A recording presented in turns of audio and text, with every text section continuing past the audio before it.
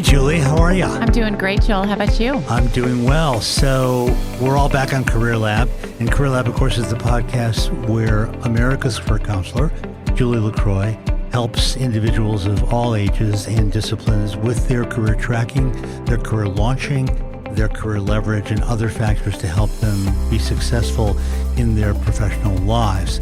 I'm around too for the ride and throw some tidbits in now and then.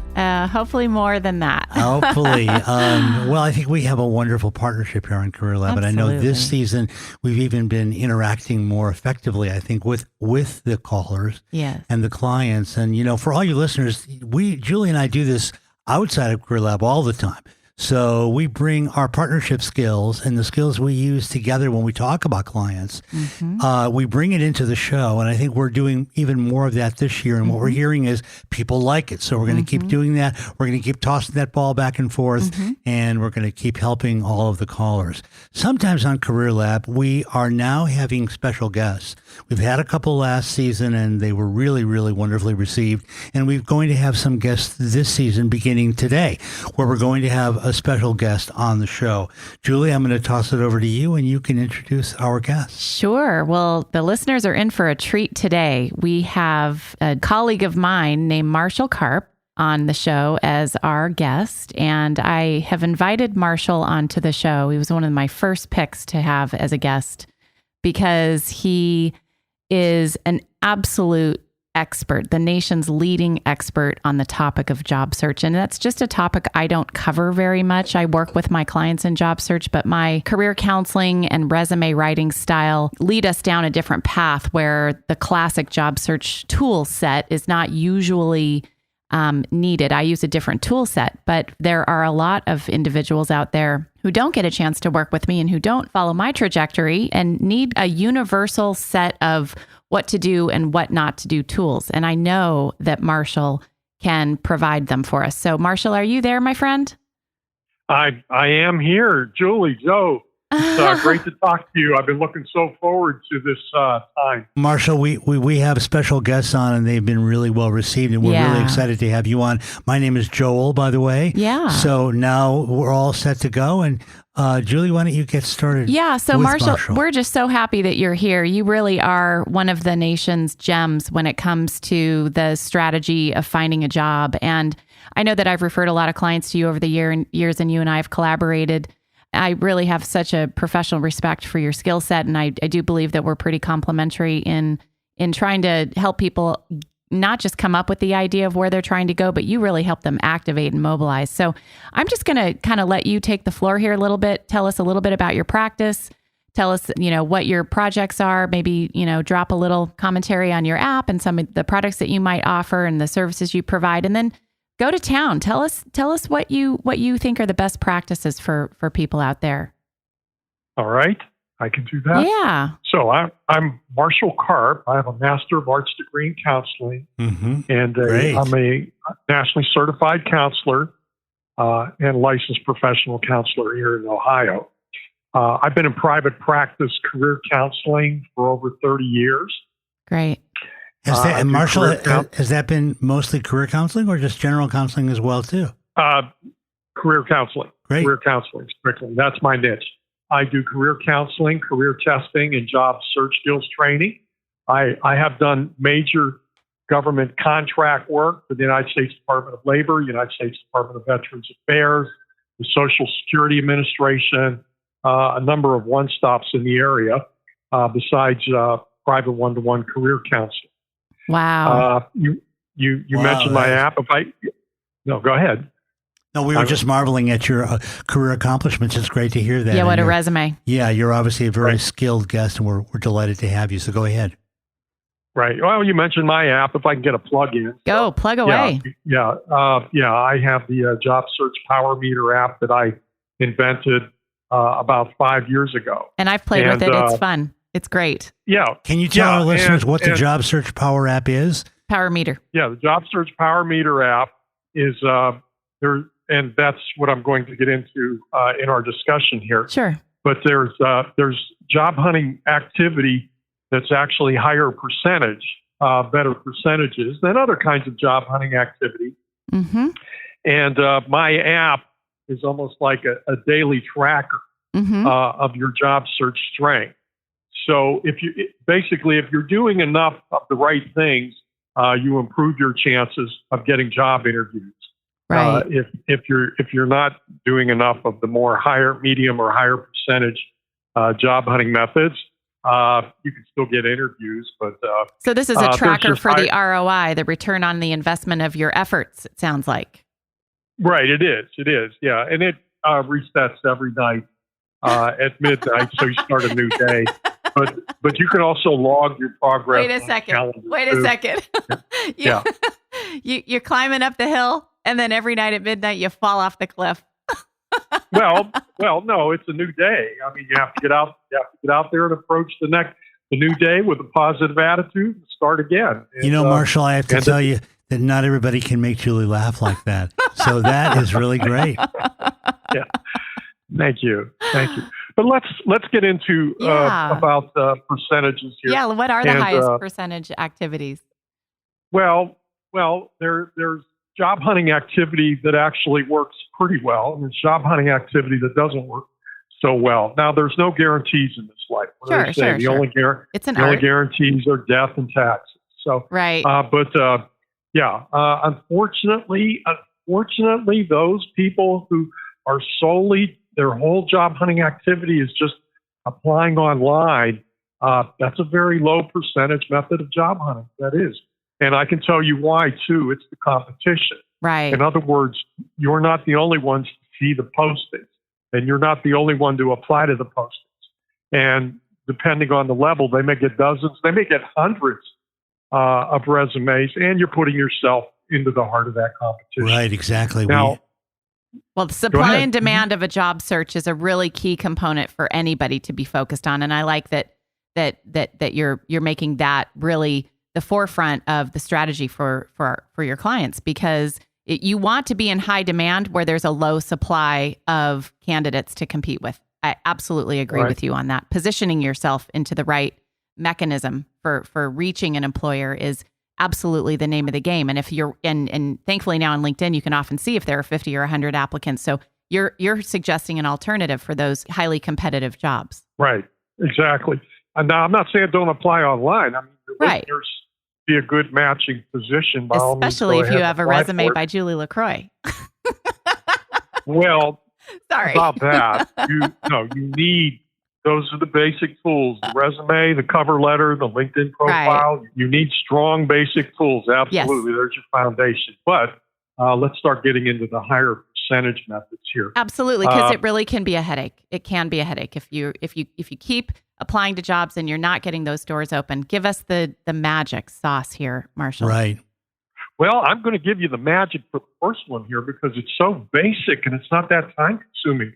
But they say that networking is the most effective job hunting method. I agree with that. And the method that I give people to get their networking going, and a lot of times it's enough. You can do more sophisticated networking, but the very basic level that anybody can do is no matter what career field you're in, there is a professional association for that career field. So if you're in engineering, there's a professional association of engineers. If you're in healthcare management, professional association of engineers, administration, whatever you're in, there's a professional association. So I suggest people just Google your career field and put the word in professional association. And I suggest to people you look for two things. Thing one is that they meet locally. They're within your driveway. Right. Make it possible. Yeah. But thing two is that they meet on some kind of regular basis. Mm-hmm. They actually meet on some type of regular basis, preferably once a month. All I suggest to people is once a month, you go to your professional association meeting. Mm-hmm. And then at that point you look. Well, if you're on Google, you'll go to the national site. Mm-hmm. If it looks like what you're looking for, then go to the local site. Mm-hmm. The regional site, the district site, whatever they call it. And then if that looks good, start looking for the officers will be listed there. Start looking for the membership chairperson, and then just message them and let them know you'd like to look into joining their professional association. And they usually roll the red carpet out for you. They love new members. Yeah, and go to the meetings. And I suggest, and I speak from experience. I have been involved in several of these down through the years. My last one was SHRM, the Society for Human Resource Management. Mm-hmm. I was on the Workforce Development Committee there. But anyway, go to the meetings, be active. Just don't go, and hit everybody up for a job. I mean, make a commitment because even after you get a new job, this is great career development. Absolutely. You just stay with it. Absolutely. I mean, you're meeting the people there, which is very basic level of networking, but they bring in the best presenters and speakers at these for these events because professional association membership is very prestigious. Mm-hmm. So whenever they're looking for speakers for whatever reason, people want to talk at these. And, we have attorney so-and-so here tonight. He's going to tell us how all these new laws are going to affect us. So, I mean, you're getting that right up to the moment training. I agree. This is a great strategy. Yeah, let me jump in here, Marshall, because I really want to validate what you're saying. I mean, I'm a professional coach, a business consultant, and I'm very involved in networking, and I know it to be by far the most reliable way to increase your network and build relationships. And then if those relationships ultimately become trusted relationships, they become referral partnerships. And I want to add one more thing because you mentioned professional association, which is great, and I'm sure you're aware of this, Marshall, but there's a lot of networking groups now which have what are called industry protected seats. So whatever your particular discipline, a lot of networking groups have industry protected seat. An industry protected seat means there's only one of those in the networking group. So, for example, I'm in a large networking group of 55 people in San Diego, but there's only one business coach. It's an industry protected seat. And that also improves your optics and your ability to build business from that. Joel? Yeah. Joel, you and I met at a professional networking group. PCMA. We did. I'm remembering now. That was 15 years ago, probably now. I have to make an endorsement, Marshall. I mean, Julie is not only one of my best friends, obviously, but a tremendously trusted professional colleague. And I know it goes both ways. We work together so closely and have a professional relationship that few people really attain. And we met. I can still remember the event. It was the dinner. And I think you came up to me and sat down. Yeah, I was struggling with a client. I didn't know what to do. And I said, you said, "What's the matter, Julie?"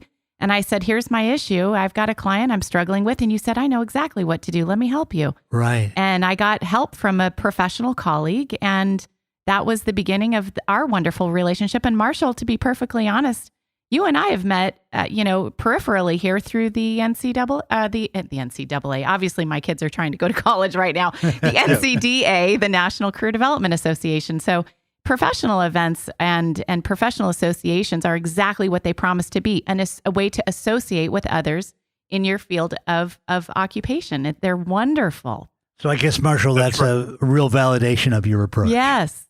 Yeah. So you go to the meetings, get involved, be active. But it's okay to put the word out that you're looking and then this will go on your resume and this will go on your LinkedIn profiles that your members there, and that helps. That will help. But the main thing is that I've noticed from the ones I belong to, the members try to help each other. They do. So, and don't you also think that by listening to the very, very interesting speakers that you referenced, that it gives the job seeker something more to talk about at the interview? It makes them sound a little more intelligent and plugged in. That was my next point. I work with a lot of young people, college students. Yes. That you hear this circular logic. I can't find a job because I don't have any experience. But how are you supposed to get the experience if you can't get a job? And it's like, join a professional association. Mm-hmm, mm-hmm. Yes, you're not getting paid, okay? But as soon as you join that professional association, you have entered your career field. Yep. And this does count. This counts as career field related experience. You're in among people in the field. Yep. This counts. So I agree. You put this on your resume, you put this on your LinkedIn profile, and then when you go to interviews and they say, "Do you have an experience?" Most graduates and recent graduates go, "Well, no, I just have a college degree, but I don't have any experience." No, you do. Now you say, well, for the last several months, I have been a member of this professional association here, And I serve on this committee. Let me tell you about my committee duties. And we've had these presenters. And let me tell you some of the topics of the presentations I've attended. And you know what? That sounds a whole lot better than I don't have any experience. Exactly. So, and more confident too on the part of the candidate. You know, Marshall, I know that Exactly. one of the things Julie and I would like to hear about from you today as our special guest is what other tools do you have in your toolbox? Because you're taking on clients who have sometimes difficult needs. They're in unique career sectors, or they're having a unique difficulty landing because of one of many reasons, which Julie and I not only explore here in the show, but in our professional work. What other things do you do for your clients besides having them join their professional network association? Yeah, can I refine that question a little bit? I mean, the advice that you're giving is absolutely spot on. I would absolutely agree with it. I encourage almost every single one of my clients, unless there's just really no need to pursue some type of at least awareness, if not involvement in their professional association. And I think that's a great universal explanation of what they are, how to use them, why to join them, how to get involved. And I'm really appreciative that you brought that to the table. Every single listener can get something out of that. Can we maybe go to the other end of the spectrum for those hard to place clients who are maybe, for instance, coming out of, massive Fortune 500 companies doing big work and are now relocated for personal reasons to maybe a regional area and are kind of oversized for their regional employers. How and they're just not there just is no demand for their enormous skill set. How do you help somebody like that, or a really niche person in the sciences? I believe over the years I've sent you some of my tougher to place candidates who are research scientists and these unique cases that I know only you can craft a customized strategy for. Can you talk to us a little bit about those hard to work with candidates, those hard to find job seekers? That's every day around here. Yeah, I know. That's why we pay you the big bucks, Marshall. Yes.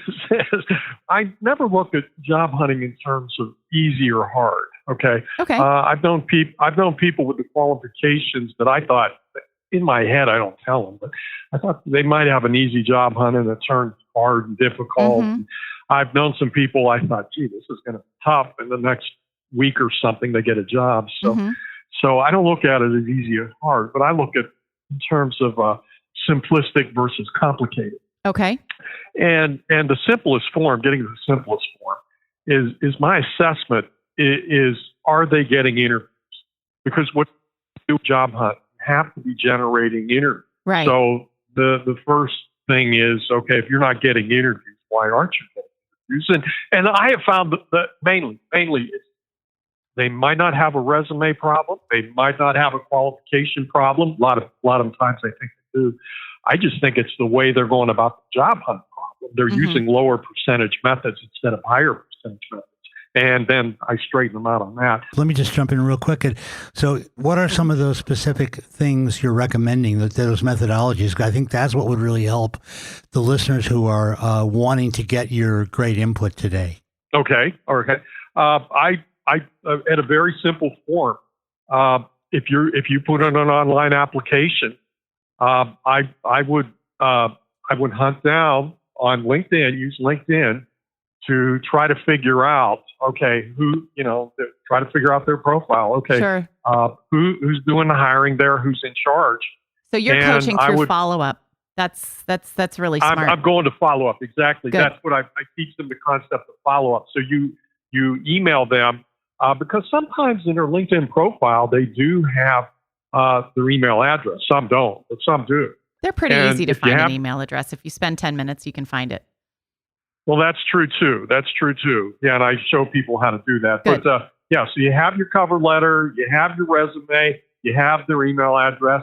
Just send it to them, but reference. I completed your online application form, and I wanted to follow up with you, and send it off to them. Well, and the more outgoing clients of yours probably come to this pretty naturally, but maybe the introverted clients maybe need a little more coaching, right? This is not something that comes naturally for everybody. Definitely. And I've talked to employers about this now through the years. There's some that'll go through their email address and just click delete. And you know what, Julie? There's some that it's like, and I just asked an employer about this 3 weeks ago, and he said, the ones that reach out to me directly are showing me they're going the extra mile, they're taking the extra effort. Yeah. I like that. I'll probably go into our ATS application tracking system and pull their application myself just to take a look at it. Nice. I'm glad you shared that with us. Good. Yeah. So now look, when you're doing follow-up with these people, remember the P words here. You need to be polite, you need to be professional, and you need, persevering. You need to be pleasant, and the other P word, but you need to be persistent. And this is just being persistent. Good. This is not being pushy. A lot of people think being pushy, but no, there's a difference between being pushy and being persistent. You just be polite, professional, and pleasant. Because talk to our listeners about that for a minute directly, please. Because, here's the question I get all the time. But am I going to be pushy? Are they going to take me as rude? This is no. What I say is people get busy, and you send one email, it gets to the 20th position within 2 hours at a busy corporate America desk. So you're not being pushy, you're being squeaky, and squeaky wheels get the grease. I use that terminology myself. Okay, good. Squeaky wheel.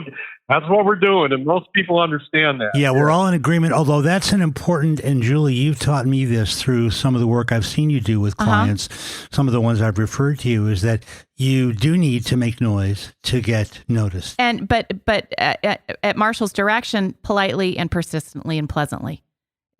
Absolutely. It kind of goes to that right without saying. I think if you do it that way. I think a lot of young adults feel that they're going to be bothersome, and nobody wants to be a burden or a bother. That's just, polite people don't want to do that. But it is okay to be persistent, and persistent sometimes takes not worrying about if you're being impolite or unpleasant. It's okay. You're not. You're being persistent. That's a different lead in, and you want to. I tell people to verbalize that in their emails. Say, I'm trying to be persistent. I'm trying to stay in front of you to show you that I'm very interested. I try to really help them with that vocabulary. And Marshall, I'm sure you do too. When I work with clients in this space, and I work with them a lot, I feel that whole idea of being persistent but being polite and appropriate is a strategy in itself. Absolutely. And that I feel like that strategy can really be developed to help you, because knowing how and when to get back and what to say and what not to say and how to put yourself more front and center in a way that is appropriate is a real strategic orientation. Don't you think that is true, Marshall? Oh, great minds think alike. Absolutely. Yeah, well, I think we've all done this a little. And I just tell my clients it's a no anyway, so you might as well go for a yes. Would you like to hear another method? Yeah, let's hear it. We want to hear them all. Okay.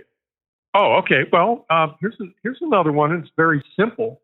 There's two kinds of recruiters. There's the executive recruiter at the executive level. And I think for a lot of job hunters, don't think the executive recruiters are going to be reaching out to them. So I don't suggest to a lot of job hunters. Of course, the executives and upper level ones, that's different, but I don't have time to get into that. But the other ones, that's not the recruiter you want. There's another kind of recruiter that can really be helpful to you, and this is called the company recruiter. Sometimes they're called talent acquisition. Right. And I have found that they're a lot more open to communicating back and forth with job hunts, because it's their job to be scouting out new talent, bring into their organization to help organization. So I recommend the job hunter to be politely, professionally, pleasantly, be cold contacting and following up with them through email and resume. But you have a better chance of hearing back from these people and communicating with them. Yes, just like I said, because that's absolutely. your job. So and for our listeners, that would be another thing. Right. Yeah. And for our listeners out there, if you're on LinkedIn and you see if you do find the name of the recruiter, the way to make the distinction between the executive outside recruiter and the internal corporate recruiter or talent acquisition specialist, like Marshall's pointing out, is just look at what company they work for. If they work for the actual company that you're applying to, they're a corporate recruiter. They're an internal recruiter. And so what Marshall's suggesting is be much more aggressive with them.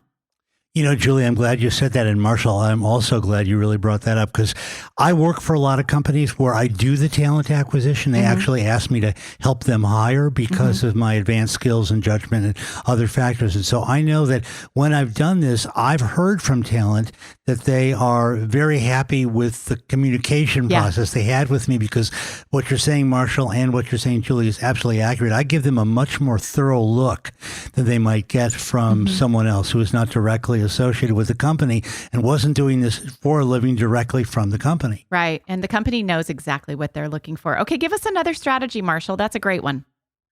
Okay. Well, and by the same token, you can cold contact and follow up with the people at the top too. Yeah. And I think the timing there.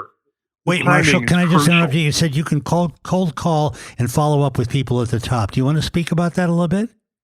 I do. So same thing. Good. You're looking on LinkedIn and you find their email address and you've got your resume, you've got your cover letter, you have the email address. Do a cold contact. Just send it off to them. Now, whatever calendar program you use, Microsoft Outlook, Google Calendar, whatever you're using, go a week out and write their name there. And if you haven't heard back from them in a week, send them another one.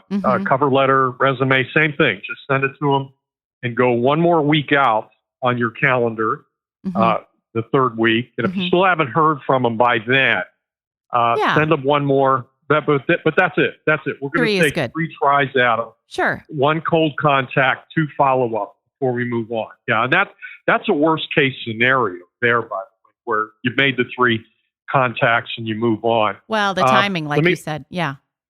Yeah, and let me go to the best case scenario.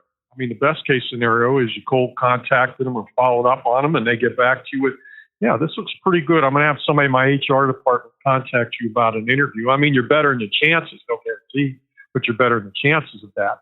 And then there's the middle of the road, and people miss the middle of the road, middle ground, which is they do get back to you. You do get a reply, a response from them. And they like what they see, but they're just not hiring. In other words, it's like, well, I like your background and your resume, but we're just not hiring right now, but I will keep you in mind if something opens in the future. Now, that's not bad. That's not as good as an interview invitation. I had a client do that. Yes, have that yesterday, actually. Yeah. Yeah, if they took the time to actually respond to you and tell you that is a good sign. Absolutely. That means there's some level of interest there. So I say send them a thank you acknowledgement letter. Thank you for getting back to me and acknowledge what they said. I understand you're not hiring. I will follow up with you next month. Let them know what you're doing. Right. Be polite again. Right. I will follow up with you next month to see if you're doing any hiring in the future. And then go to your calendar again and forget the weekly. Don't do the weekly. Now we're in the monthly here. Okay. And then, you get over to March there and you haven't heard from them. Then send them a follow-up. Last month, you said you liked my qualifications, but you weren't hiring. I wanted to see if you knew about anything opening in the future. And as long as they keep getting back to you, nope, we're still not hiring, but I don't mind you checking in with me. Right. You never know around here, things like that. Right. I mean, that's a really good sign. Just stay with them. And be respectful of any time frames too. In other words, if they go, I don't mind you checking in with me now and then, but at this point, I'm probably not doing anything till April or May. Then just thank them and acknowledge that. Okay, sure, I'll get back to you mid-April or something. But you're not just doing that at one place. You're doing that at a lot of places. 15 to 25. I know a lot of our listeners and guests and callers we've had on the show. I was wondering if you have any advice or special sauce or things you do for people returning to the workforce who've had a gap. Because Julie and I experienced that a lot and have coached a lot of individuals. And what do you do with people, regardless of man, woman, circumstance, but they're returning to the workplace after a gap?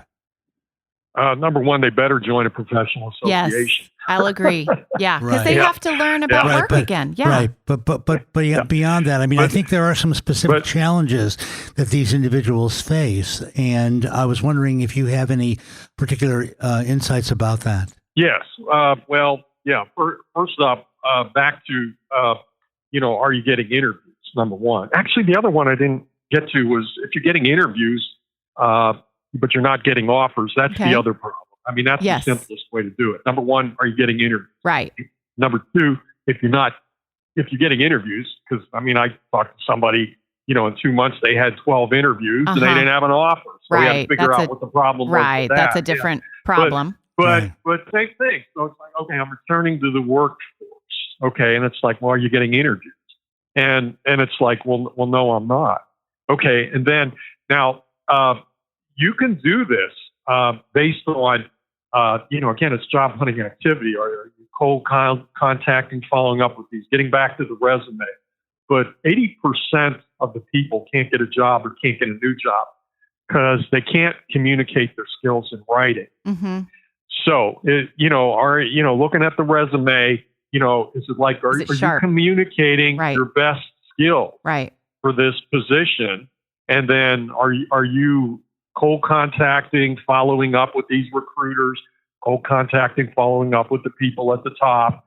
The other thing too, I don't know where to apply. The simplest form of that is just go to Google Maps and put in whatever industry area you're looking for and the location that you're at, and you'll see the pins. Those will tell you the places to apply to. Sure. And listeners need to know that even if there is a company there on Google Maps or on some target list that you've created from another source and they're not floating a job description, doesn't mean that they're not open to hearing from you. So, take Marshall's advice whether you see a job posting or not, especially the return to work. I think return to work is a great space for a small company approach. A small company often doesn't have the resources and the bandwidth to float a job description on LinkedIn and receive 100 resumes. If you are an entry level or a return to work with a relatively transferable skill set that has a lot of room to grow, you could be a great asset to a smaller company in a more versatile role. And so using that strategy of kind of mapping out what companies are around me and, then finding the ones that if you find, let's say 15 companies and 8 of them are floating job descriptions and 7 of them are not, still apply to those 7 using Marshall's methods, because you can reach out directly to them. They'd probably love to hear from you. Well, the core of what we're talking about here the whole time actually is the hidden job market. Right. You want to access the hidden job. Yeah. So with the other 9 out of 10 people I work with, they apply online, they're not getting interviews. So they're trying to access the known job market. Now, we deal in the realm of the hidden job. You go for job openings that aren't there yet, basically, but they will be. They will be, because turnover on any given, what's Tom Jackson's old statistic of the hidden job market, on any given day, 80% of the openings are not advertised. Okay, so those are the ones that is hidden away. And that's the easier job market to pierce, actually, in my opinion, especially if you're following your methods. Right. Yeah. I'd rather deal in the 80% rather than 20%. Absolutely. Because, again, it increases your chances. Yeah. So those are big numbers. You be cold contacting, following up, do your basic networking. You're going to increase. You're accessing the hidden job market when you're getting these possibles. I call it this list of possibles. In other words, we might be doing, somebody in charge, some recruiter tells you we might be doing something in April, we might be doing something in June, we might be doing something in 6 weeks. Those are valuable key phrases. They're telling you what they have in mind. Those openings aren't posted yet. Nobody knows about those except maybe in the company, and now you know. So you be following up and checking back on those. Now, some of those are going to drop off. Okay, they didn't come about, or they hired somebody else. But so like you should have hope. And what do we look for? What I look for is like a list of 6, 7, 8 possibilities. This list of possibilities, some could happen, and then some will drop off. But then you keep adding on, so you keep juggling this list of 6, 7, 8 possibilities, hidden job market things all the time. That's usually where the jobs come out of, like that. So over time. And it is a little tedious, everybody who's listening. Don't worry about the tedium. Just get, it's going to be a little bit rigorous, but you've got to track, you got to create some kind of spreadsheet or some kind of document that's going to track everything and, be able to calendar things like Marshall suggested and keep track of the ones that are more from the hidden job market that you would like to make an approach to, or the ones that are actually posted and floating a job description at the time that you're applying directly to, who you follow up with, how often, what you say, what the response is, and, the give up after the 3rd or 4th attempt, like Marshall is suggesting, just to move along to put somebody else in that position. So, it's really important to track. I tell my clients that you want to start with a list of about 50 companies or 50 applications, hidden or proactive. And what you want to do is just assume that out of 50, really diligently, you're going to probably get, with a good resume, I would say between 3 and 7 interviews. Those are the numbers in a fast-moving job market like we're in right now, a great, strong economy, booming regional market with a really strong, clear idea of what you're looking for and what you bring to the table. Those are my numbers. We're going to have to wrap up this call kind of quickly.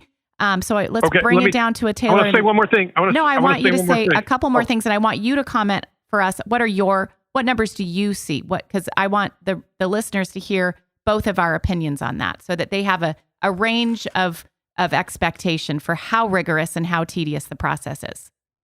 Well, I wanted to help your listeners with getting through the tedious. Great. Okay. Real quick. Let's do it. Real quick. Okay. In this frustration, being out of work stinks. Being on a job you don't like stinks. I get that. So what's something to help you? Okay. This is a very simplistic, basic way to help. I'm a big believer in journaling. Mm-hmm. Okay. And there's actual studies.